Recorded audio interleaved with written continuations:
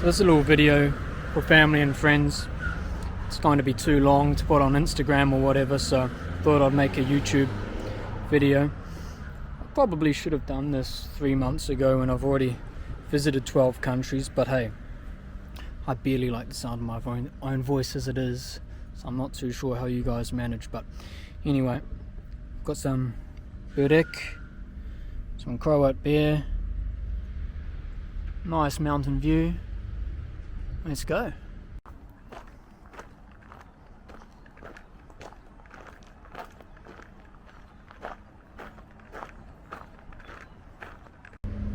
If you come to Split in Croatia, many of you will know it's a very touristy city, a lot of people here, bustling.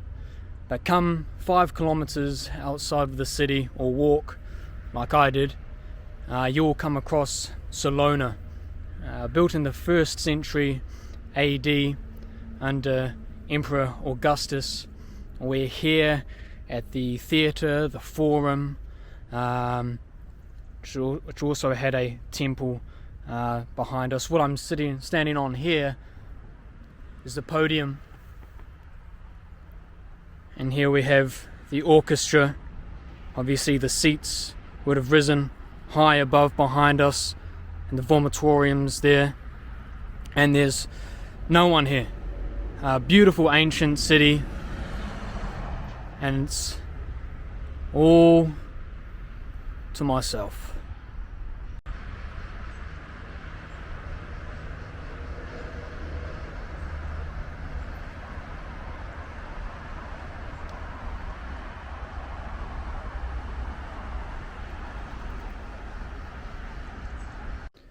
Well, Solana was massive. It was the capital city of Dalmatia, the province, and was actually the de facto capital city of the Roman Empire for a period in the 5th century. Diocletian was very fond of this place. He had a palace back in Split proper, and what we have in front of us is the main porta, or entrance gate, where we get the word portal today. And what I love about porters is kind of imagining what's come and gone, who has come and gone. See the deep tracks that the horses would have pulled their chariots or carts on, and on either side pedestrian walkways. It would have been flanked by 2 massive towers, as it was a fortification after all. And as we walk through one of these pedestrian walkways, it really gets my mind racing on, who and what has come before us. Now this is something truly remarkable. What we have here is a row of 16 sarcophagi found accidentally in 1871, all but one Christian in nature. And you can see after the fall of Solana, they were looted and robbed, but set in an arrangement that is quite unique, and something I think you'd be hard pressed to find anywhere else.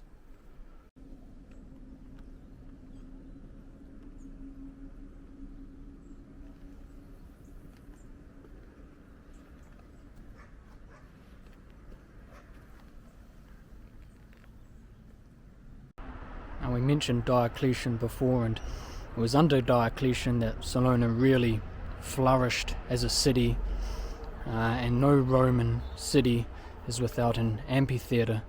This was built in the latter half of the 2nd century, and what I'm walking through here is one of the walkways where gladiators, animals would have been released from their boxes into the stadium. It's not as complex as the Colosseum. The arena itself would have simply been an arena, no vaults or underground storage, but it would have been able to hold tens of thousands of spectators, and still in rather remarkable condition considering we're just outside of Split.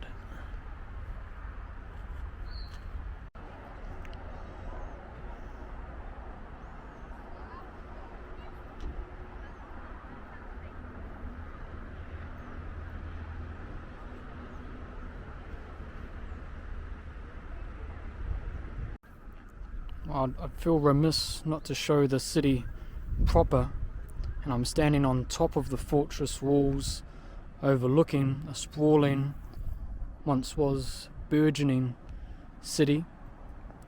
And now I'm going to make my way to Kris Fortress up there. How will I get there? I don't know, but I'll make it, that's for sure.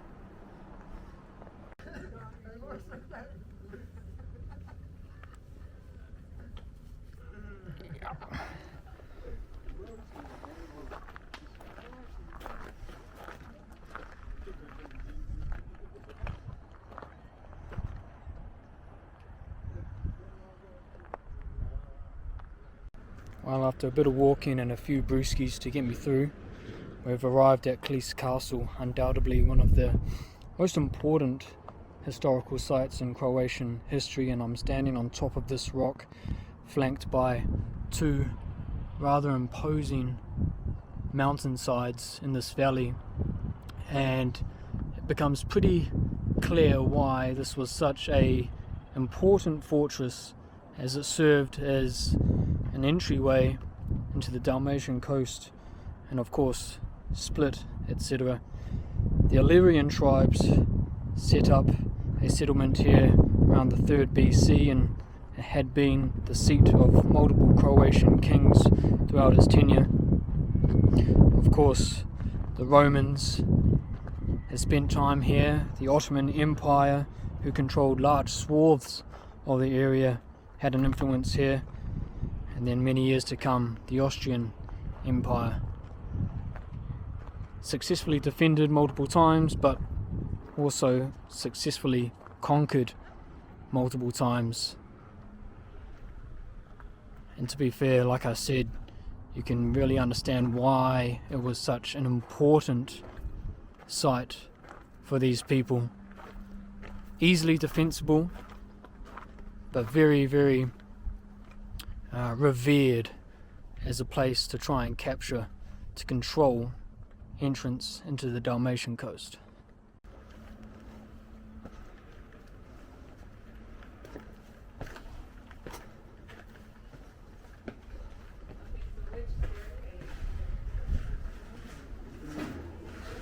So a certain feature in fortresses or castles that I absolutely adore are secret entrances or secret exits, however which way you want to look at it. And Kris Fortress was no different. Here we can see a secret exit way which would have been bricked up but without mortar, so you could easily sledgehammer away the brick for a quick exit. Kris Fortress, of course, throughout its nearly 2,000-year-old history, was under siege many of the time, so one can safely assume this would have been used quite a bit. And then what happens, maybe you're a little bit scared before you're running away and shit, you need to relieve yourself. Well, a quick stop to the loo just to pop a few out before you scramble down the hillside to hopefully safety. Bosh, that'll do the trick.